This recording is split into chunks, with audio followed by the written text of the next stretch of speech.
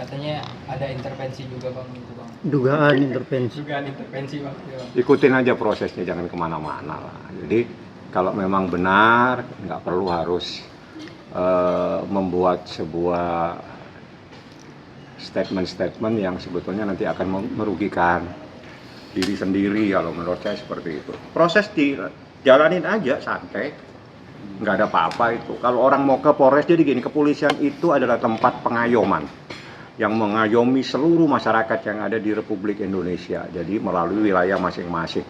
Jadi yang namanya tempat di mana kepolisian adalah memberikan keadilan, mengayomi, pengayom masyarakat ya. Jadi siapa saja itu boleh datang ke sana. Yang nggak boleh datang kalau saya datang ke rumahnya orang yang saya laporkan.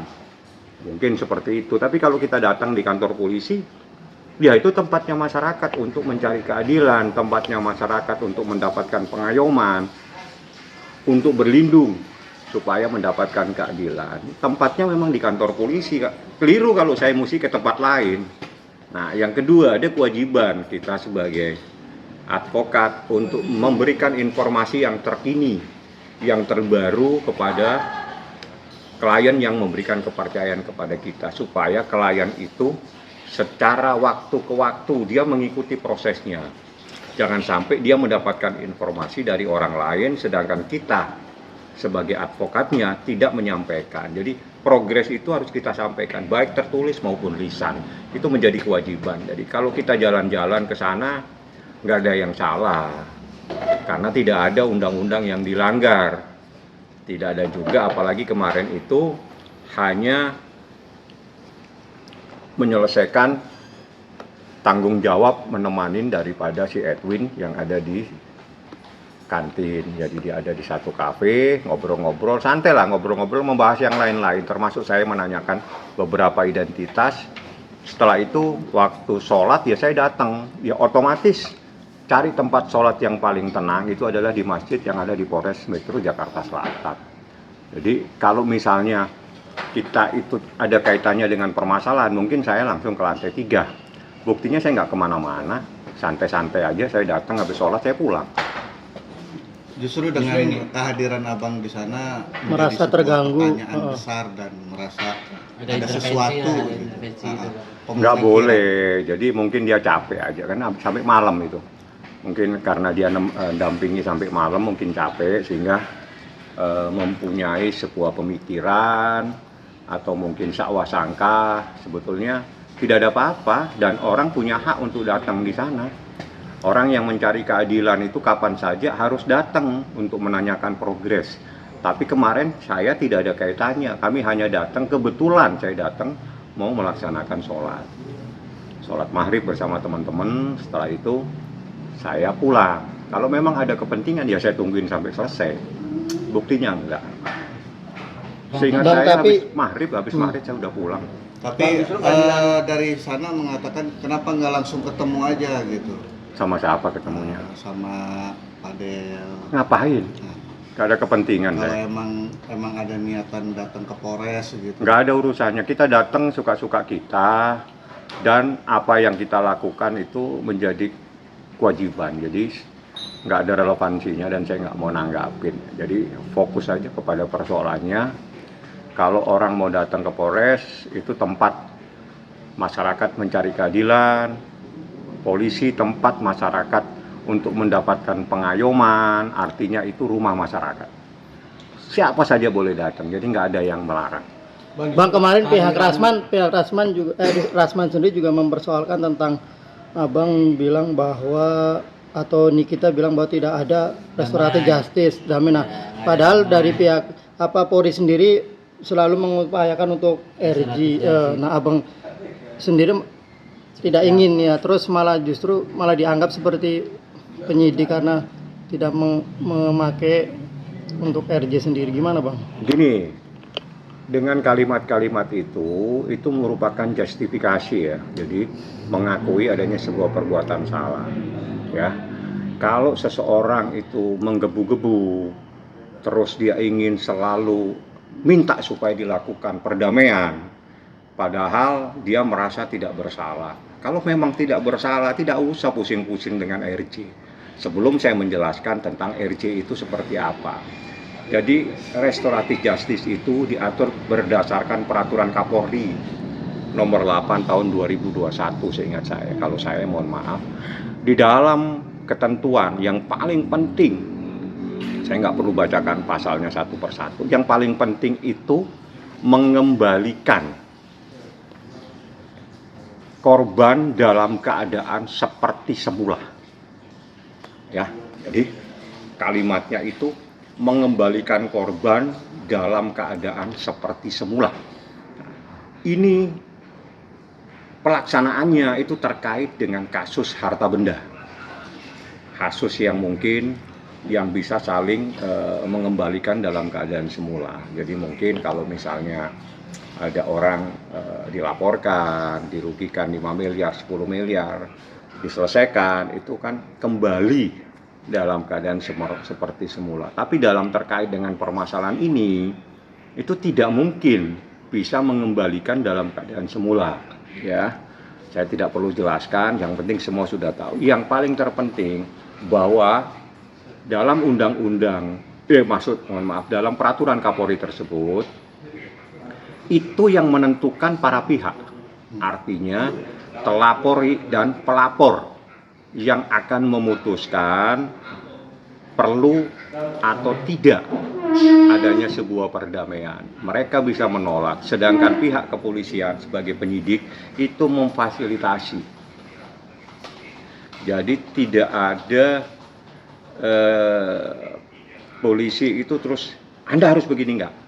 Dikasih tempat, bisa di tempatnya penyidik, bisa di tempat lain, dikasih kesempatan menyelesaikan secara damai sesuai dengan kemauan para pihak. Tapi kalau salah satu pihak tidak mau, tidak juga bisa dipaksa. Nah, seperti kasus ini kita sebagai ibu kandungnya udah mustahil memberikan maaf dalam perkara ini. Jadi RJ sesuatu yang mustahil. Selain mustahil karena tidak mungkin mengembalikan dalam keadaan seperti semula, mustahil juga kita mau mengikuti proses tersebut. Ya, itu yang harus dipahami. Jadi mending mempersiapkan diri saja dalam proses ini supaya lebih gampang lah, jadi nggak kemana-mana. Tapi Abang, mereka dari minta proses dikonfrontir kemarin. bang sama Loli bang, sebetulnya bang. Minta Dikonfrontir dengan dan Loli gitu. itu anak di bawah umur. Oke. Yang kedua, ini bukan kasus apa. Jadi ini kasus adalah terkait dengan dugaan kejahatan terhadap anak di bawah umur. Jadi otomatis anaknya kalau mau diperiksa itu harus didampingi oleh orang tuanya. Yang kedua, konfrontir itu tidak ada relevansinya dalam kasus-kasus seperti ini. Konfrontir itu biasanya terkait dengan persoalan, misalnya begini, saya kasih ilustrasi contoh. Bahwa seseorang itu menyatakan saya telah menerima uang. Saya menerima uang di Jakarta Selatan atau mungkin di Jalan Antasari sebesar 5 miliar. Si A bilang begitu, si B bilang saya pernah menyerahkan uang bukan di Antasari tapi mungkin di daerah lain. Itu dikonfrontir karena ada keterangan yang tidak sama pada satu peristiwa. Itu namanya konfrontir untuk mencari tentang kebenaran dari proses keterangan tersebut. Jadi konfrontir itu ada dua keterangan terhadap suatu peristiwa yang keterangannya berbeda, sehingga diperlukan konfrontir. Di kasus ini tidak ada relevansinya, nggak ada konfrontir, nggak ada relevansinya, tidak ada RJ, tidak ada konfrontir. Apa yang mau dikonfrontir? Nggak ada. Jadi ilustrasinya seperti itu, supaya gampang ilustrasinya ya seperti itu. Konfrontir apabila ada peristiwa hukum di mana 2 orang saksi atau 3 orang saksi memberikan kesaksian yang berbeda-beda, sehingga dikonfrontir. Nanti penyidik itu mempunyai pertanyaan-pertanyaan itu sama. 2 orang dikumpulkan dikasih pertanyaan yang sama. Bang, tapi kemarin dari pemeriksaan pada kemarin Niki udah sempat ada omongan belum? terkait anak tidak ada konfrontir gitu. Tidak ada konfrontir. Karena apa yang mau dikonfrontir terhadap? Biasanya kan kasus-kasus konfrontir itu ya seperti tadi, terkait dengan misalnya penerimaan uang atau mungkin penyerahan barang. Oh, saya nggak pernah nerima barang. Misalnya begitu. Saya tidak pernah nerima HP. Yang satu bilang sudah saya serahkan HP-nya, yang satu lagi bilang saya serahkan di sebelah sana. Ini ada terhadap satu objek HP ada 3 keterangan yang berbeda-beda. Itulah tiga-tiganya dipanggil oleh penyidik, dikonfrontir. Bagaimana Anda menyerahkan HP ini di mana? Itu namanya konfrontir untuk mencari kebenaran atas satu peristiwa atau terhadap satu objek seperti itu. Abang, tapi dari pemeriksaan Fadel kemarin dari Kaniki sendiri udah ada respon belum? Di luar negeri, kayaknya dia lagi liburan sama anak-anaknya, saya tidak ganggu. Nanti kalau dia datang ke Indonesia, dia pasti berkomunikasi dengan saya dan insya Allah saya akan jelaskan lagi. Yang jelas dia lagi santai, dia ada di luar negeri kok, nggak ada apa-apa. Bang, kemarin katanya Rasman bilang dia juga ingin menaruh si Denny Sumargo ya, karena Iya. Denny Sumargo itu di podcastnya itu kita dengan Gambang bilang kalau udah hak anak udah dia nggak mau masih Ini kan sudah berkali-kali saya sampaikan. Saya bahkan memperlihatkan akte kelahiran, memperlihatkan kartu. Saya yang tahu. Tidak pernah ada seorang ibu mencoret anaknya dari kehidupannya. Tidak ada. Apalagi Nikita.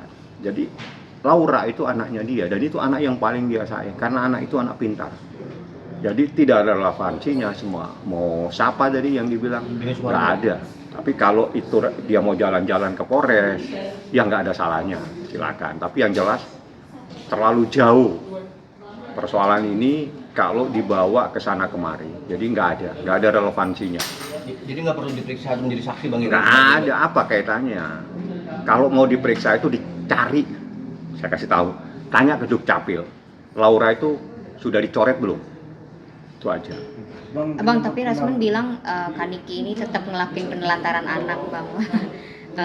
Walaupun itu atas dasar kemauan Laura. Gimana Bang menurut Abang? Saya tidak nanggapin, yang saya tanggapin itu kan bagian persoalan yang berbeda. Yang kedua, mustahil seorang ibu, apalagi Nikita, akan menelantarkan anaknya. Cara orang mendidik, seorang ibu, seorang ayah mendidik anaknya dengan cara yang masing-masing dan berbeda-beda. Ya, ini salah satu seorang ibu. Anda saya coret nanti, bisa segitu. Anda kalau tidak pulang, keluar dari rumah ini, jangan balik lagi. Itu adalah cara mendidik supaya anaknya itu pulang dan tidak kemana-mana. Itu teknis, tapi apakah begitu? Anda kalau tidak pulang, jangan ke sini, Anda jangan balik lagi ke rumah. Bukan berarti itu anak terus kita coret. Itu cara seorang tua mendidik anaknya supaya patuh terhadap tata cara atau aturan yang ditetapkan oleh orang tuanya. Jadi seperti itu yang harus dipahami. Jadi kalau ada orang marah-marah, kamu itu enggak, udah kamu jangan pulang ke sini. Kalau kau mau pulang, awas saya usir kamu. Itu bentuk mendidik seorang anak dengan cara yang seperti itu. Kalau kamu nggak balik, jangan kamu kembali sekalian. Ya kan begitu. Anaknya bilang saya sudah diusir, tidak. Anda supaya pulang jangan kemana-mana. Jadi bahasa itu harus dipakai bahasa yang terbalik. Seorang ibu itu, seorang orang tua itu bahasanya ada kalanya terbalik. Ya, dia marah. Anda kalau tidak begini, Anda saya pukul. Itu bahasa terbalik. Tafsirkan dengan kebalikannya. Tidak mungkin seorang ibu itu akan menyakiti anaknya. Apalagi seorang ibu yang melahirkan anak itu sendiri. Jadi nggak ada. Apalagi saya punya kartu keluarganya, saya punya akte kelahirannya.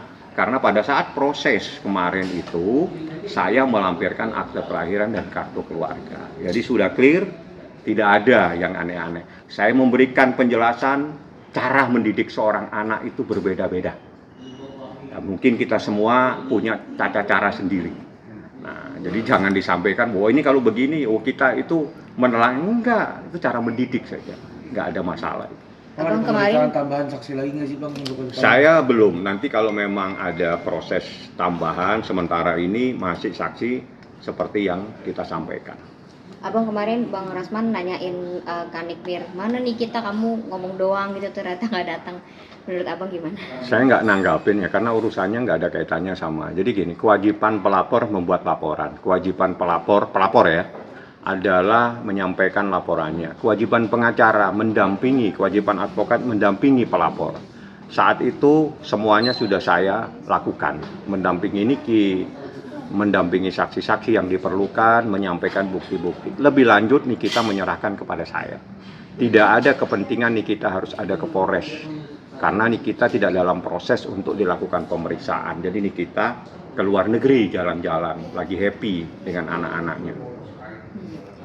Bang, kemarin kata pihak Fadel juga, Fadel yakin gitu bakal lolos dan sebagainya. Nah, dari berapa pertanyaan kalau nggak salah 30, iya 33. Itu menurut abang gimana bang? Itu penyidik aja. Karena itu Anda sudah masuk ke materi, tanyakan ke penyidik seperti apa prosesnya. Yang jelas, saya kembali menurut KUHAP, ada 5 alat bukti. Menurut putusan Mahkamah Konstitusi, minimal 2 alat bukti untuk menetapkan seseorang menjadi tersangka. Jadi Anda bisa terjemahkan sendiri dari proses ada saksi, ada bukti tertulis, ada bukti visum. Nah, ada juga bukti-bukti yang lain, mungkin nanti pendapat ahli. Ya. Itu dari 5 alat bukti nanti yang diperlukan, termasuk prosesnya adalah terlapor ya. Itu yang dibutuhkan, yang diperlukan untuk menetapkan seseorang menjadi tersangka itu minimal 2 alat bukti. Jadi tidak semua yang diatur dalam KUHAP itu harus dipenuhi. Tapi minimal 2 alat bukti. Jadi minimal 2 alat bukti itu bisa keterangan saksi 1, walaupun saksinya 10 tetap dihitung 1. Ingat ya, keterangan saksi walaupun saksinya 10 itu dihitung 1 alat bukti. Ya, itu yang harus dipahami. Bukti tertulis itu 1 alat bukti lagi. Nanti pendapat ahli 1 alat bukti. Nah, untuk menetapkan seseorang itu minimal 2 alat bukti. Jadi 2 alat buktinya apa? Itu mohon maaf, penyidik yang paham. Tapi pihak Rasman bahwasanya mengungkapkan kalau tim Niki itu kurangnya adanya bukti gitu bang kemarin. Mau bicara apa saja silakan. Nggak akan saya tanggapin. Karena yang tahu bukti ada tidak ada penyidik. Sedangkan dia saja nggak tahu itu ada visumnya bunyi apa, betul kan? Dia nggak ngerti apa-apa. Karena penyidik tidak akan sampaikan ke dia. Karena visum itu ad repertum bahasanya. Dan akan dibuka pada saat proses di pengadilan. Penyidik punya hak untuk tahu. Penyidik akan mendasarkan penilaian terhadap peristiwa ini dari visum. Penyidik akan melakukan penilaian atas peristiwa ini berdasarkan bukti saksi. Penyidik akan melakukan penilaian atas peristiwa ini berdasarkan bukti surat. Paham ya? Orang yang dilaporkan tidak punya hak untuk mengetahui bukti-bukti tersebut. Ya. Kalau saya pelapor, saya tahu apa buktinya yang kami sampaikan. Seperti itu. Jadi dibedakan supaya clear. Kalau Anda tanya, dia tahu nggak hasil visum? Nggak tahu. Saya tahu. Itu perbedaannya. Kenapa? Karena saya adalah pelapor. Saya adalah mewakili korban, mewakili Nikita Mirzani yang anaknya menjadi korban dalam peristiwa ini. Isi visumnya tahu, tapi saya tidak boleh sampaikan. Tapi kalau Anda tanya kepada dia nggak tahu apa-apa. Penyidik pun tidak akan menyampaikan visum itu. Bang, artinya abang udah tahu hasil visumnya. Nah, dari hasil visum terus keterangan saksi, berarti dapat disimpulkan bahwa si terlapor ini melakukan tindak pidana yang benar-benar akan terjerat atau bisa kemungkinan statusnya menjadi tersangka, bang.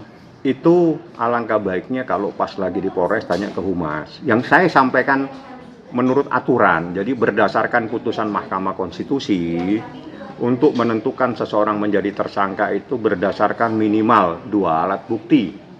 Berdasarkan KUHAP ada 5 alat bukti yang diatur. Jadi terdiri dari bukti saksi, terus pendapat ahli, bukti surat, kan gitu. Artinya sejauh ini kan abang sudah melampirkan tuh 2 alat bukti yang menurut abang itu masuk memenuhi unsur untuk menjerat si terlapor sendiri, unsur pidananya masuk. Seperti apa bang? Ya kan saya bilang nanti diserahkan ke penyidik. Jadi kalau saya kan tidak boleh mendahului penyidik. Karena gini, dalam proses untuk naik ke dalam proses, jadi kita supaya semua clear ini ya, jadi semua teman-teman clear, proses hukum menurut KUHAP saat kemarin itu adalah proses penyelidikan. Paham ya? Proses penyelidikan itu adalah proses untuk mencari dan menumbuhkan adanya peristiwa hukum. Itu namanya penyelidikan. orang yang dilaporkan akan dipanggil, dimintai klarifikasi dan dimintai keterangan atau interview, terserah bahasanya seperti apa. Dalam proses penyelidikan itu tidak boleh ada sebuah proses penahanan terhadap orang yang dilaporkan. Clear ya? Jadi apa yang terjadi yang kemarin itu sudah benar dan itu sesuai dengan rule hukumnya menurut KUHAP yang dilakukan oleh penyidik. Penyidik sudah benar, karena dia sesuai dengan KUHAP. Kenapa? Karena itu proses penyelidikan, proses untuk mencari dan menemukan adanya peristiwa hukum. Tidak dibenarkan untuk melakukan penahanan. Oke. Nah, Bang, tapi udah clear ya, jadi clear semua. Jadi bukan clear. hal yang istimewa kemarin. Oke, Bang, tapi kalau melihat pasalnya artinya hukumannya di atas 5 tahun, ini kan bakal 15 tahun ya Bang. Ya. Kemungkinan untuk ditahan kan ada Bang Kalau menurut KUHAP, jadi saya kembali lagi supaya paham. Menurut KUHAP, pasal atau perbuatan-perbuatan pidana yang bisa ditahan adalah perbuatan yang diancam hukuman minimal 5 tahun atau beberapa perbuatan tertentu. Salah satu perbuatan tertentu itu adalah penipuan penggelapan yang ancamannya 4 tahun tapi bisa ditahan. Ya, jadi KUHAP itu memberikan garis. Perkara tindak pidana dengan ancamannya 5 tahun minimal tahan. Bisa. Atau ada ataunya. Perbuatan-perbuatan pidana yang sebagaimana disebut di bawah ini itu bisa ditahan. Salah satunya adalah penipuan dan penggelapan. Penipuan penggelapan itu tindak pidana dengan ancamannya 4 tahun. Tapi bisa ditahan karena ada pasal yang diatur dalam KUHAP merupakan tindak pidana yang bisa dilakukan penahanan. Jadi alasan penahanan adalah alasan objektif. Objektifnya sesuai dengan ketentuan yang diatur dalam KUHAP. Seperti itu. Nah, kalau kasus ini sendiri kemungkinan ditahan Menurut KUHAP minimal 5 tahun itu hak dari penyidik secara objektif dia punya hak untuk melakukan penahanan. berarti bisa Ya. Bang ya. Menurut KUHAP, bukan persoalan bisa tidak bisa. Menurut KUHAP pasal-pasal perbuatan-perbuatan pidana itu yang bisa ditahan adalah ancamannya minimal 5 tahun dan perbuatan tertentu yang diatur menurut pasal sekian, contoh penipuan dan penggelapan. Anda bisa simpulkan sendiri dengan saya jabarkan seperti ini. Jadi saya jabarkan menurut KUHAP saja supaya kita tidak miss di dalam menjelaskan kepada masyarakat. Oke, terus biasanya proses berikutnya apa Bang setelah Jadi apa- proses berikutnya yang Anda tanya penyelidikan. Kemarin itu penyelidikan. Jadi bukan hal yang istimewa seseorang itu terus bisa pulang karena wajib pulang. Justru salah kalau penyidik tidak memulangkan orang yang dalam proses penyelidikan. Setelah itu tahapan berikutnya adalah penyidikan. Penyidikan itu dalam rangka untuk mencari dan menemukan siapa yang harus bertanggung jawab atas adanya peristiwa hukum tersebut. Paham ya? Biasanya itu penyidik sudah tahu siapa yang bertanggung jawab. Siapa yang bertanggung jawab itu nanti akan ditetapkan menjadi tersangka. Itu prosesnya. Jadi yang kemarin bukan hal yang istimewa. Itu sudah benar koridornya. Justru salah kalau penyidik melakukan penahanan. Jadi kita acungin jempol karena sesuai dengan rule, berjalan sesuai dengan KUHAP. Oke, artinya masih ada proses lagi yang harus Proses ada lagi karena artinya nama si terlapor bisa dipanggil lagi diperiksa wajib dipanggil lagi karena prosesnya setelah ini adalah proses penyidikan. Nah, kewajiban Anda mencarikan informasi kepada Humas bagaimana proses selanjutnya karena proses selanjutnya adalah proses penyidikan. Kalau proses penyidikan seseorang dipanggil itu sebagai saksi. Nah, menurut KUHAP seseorang yang dipanggil menjadi saksi tidak datang bisa ditangkap kalau 2 kali dipanggil. Jadi ada aturannya. Beda dengan seseorang yang dimintain keterangan. Jadi dimintai keterangan dengan dipanggil sebagai saksi itu berbeda. artinya panggilan kedua Bang, bisa sebagai- jadi ini Bang apa Panggilan status ke-1 dulu. Panggilan ke-1 kan belum. Jadi proses ditetapkan dulu dalam proses penyidikan. Setelah proses penyidikan semua diperiksa kembali baru dipanggil. Biasanya dipanggil dulu sebagai saksi. Bang, menurut KUHAP sendiri saksi bisa menjadi tersangka kan? Dalam perkara yang bagaimana? Karena dalam status, jadi gini, status terlapor itu adalah sudah melekat. Jadi dia terlapor, berarti orang yang diduga. Iya. Ingat, orang yang diduga melakukan perbuatan pidana. Kalau orang yang diduga melakukan perbuatan pidana, tinggal kita buktikan bahwa dia adalah yang bertanggung jawab atas peristiwa pidana tersebut.